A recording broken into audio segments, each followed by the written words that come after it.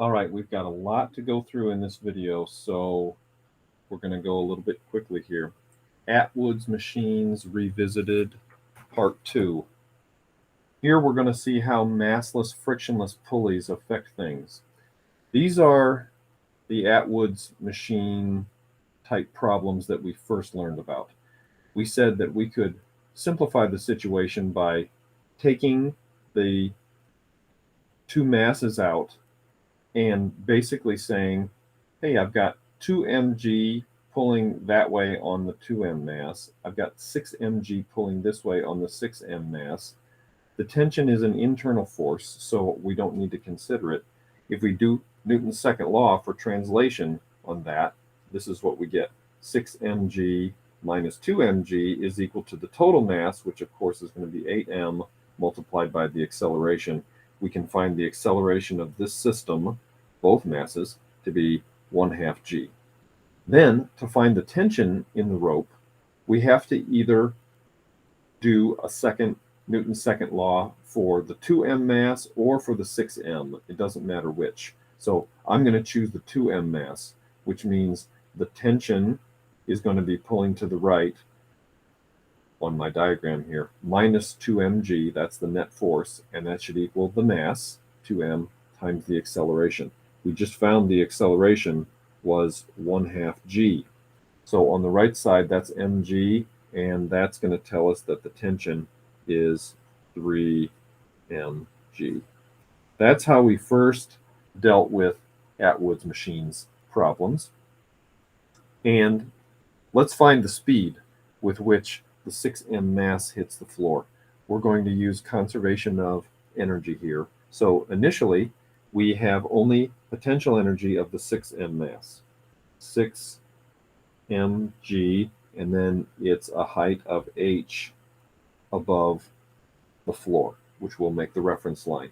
At the end, the 2m mass has potential energy because it is now going to be a height h above the floor. But we also have kinetic energy, 1/2 m v squared, because both masses are going to be moving. So the total mass will be 8. And what does this simplify out to? That's going to give us a net of 4 mg h on the one side. The m's will all cancel. We can figure out here that v is going to equal the square root of gh. You end up with a 4 there and a 4 there. The m's cancel. That looks right.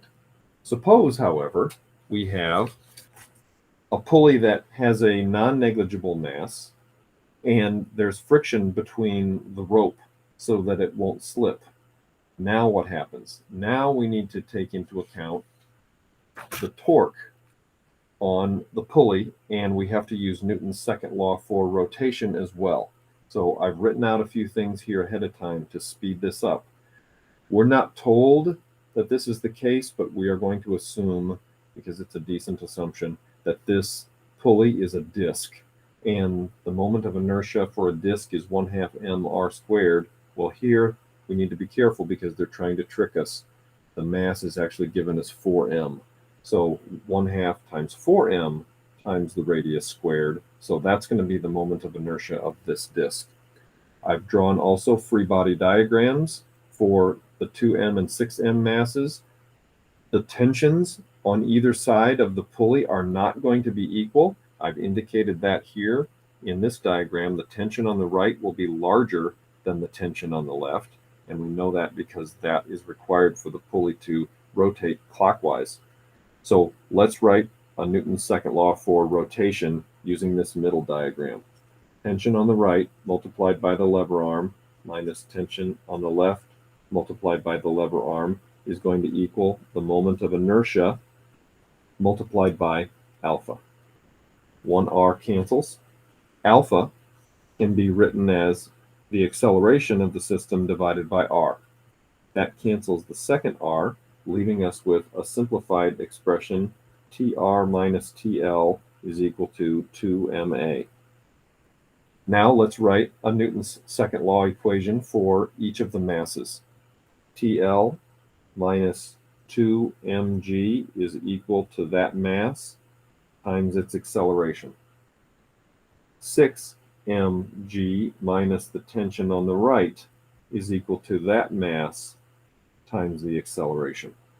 If I solve this equation for TL, we get 2 ma plus 2 mg. If I solve this equation for TR, that's going to be 6 mg minus 6 ma.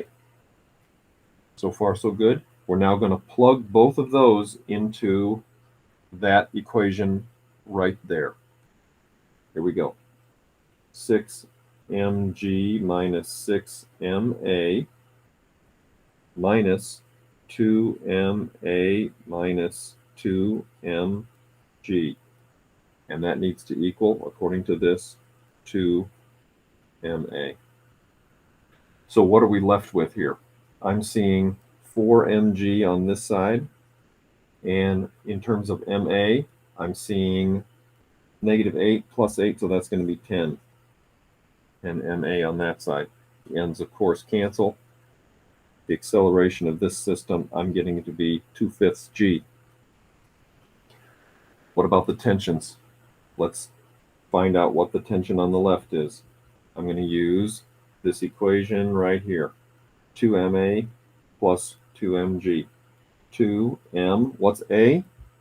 It's 2/5 g plus 2 mg.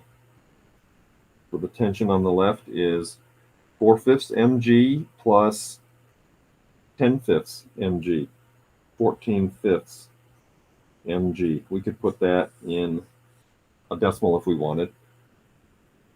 Let's do the tension on the right. I'm going to use this equation right here. Sorry I'm going fast, but we have a lot to do and I don't want to waste your time. So stop the video if you need to.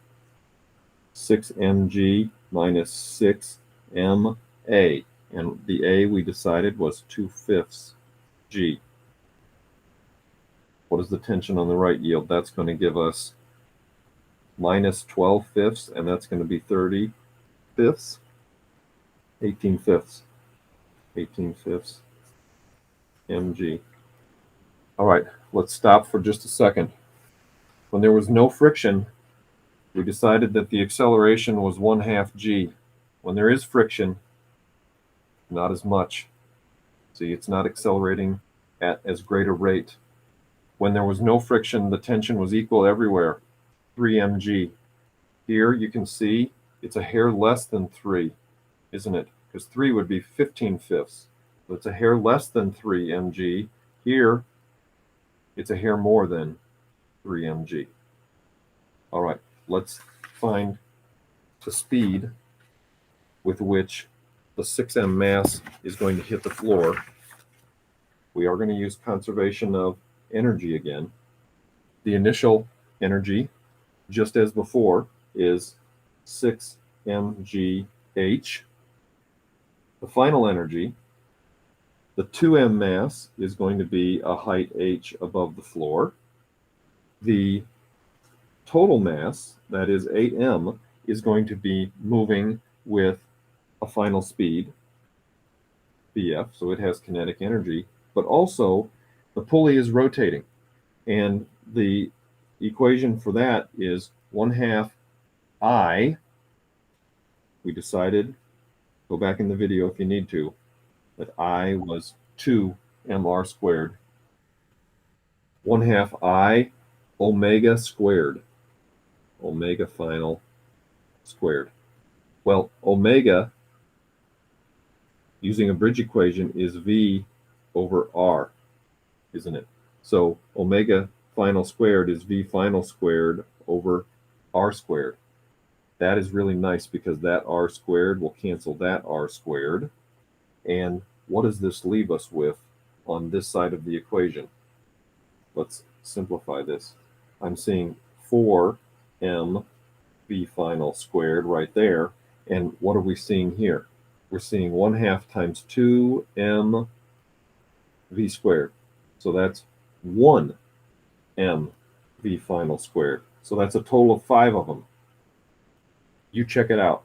whenever I solved this, I got that V was 4/5 GH square rooted. Very quickly, once again, let's compare that to when there was no friction. Here we have 4/5 GH. When there was no friction, we got square root of just GH. You can see that when there's friction, when that pulley is actually rotating because of the friction between it and the rope, you can see that the final speed with which the big mass is going to hit the floor and the smaller mass is going to be up in the air, it's a little bit less, isn't it? So let's end this video with this last answer here. Why do those parts differ?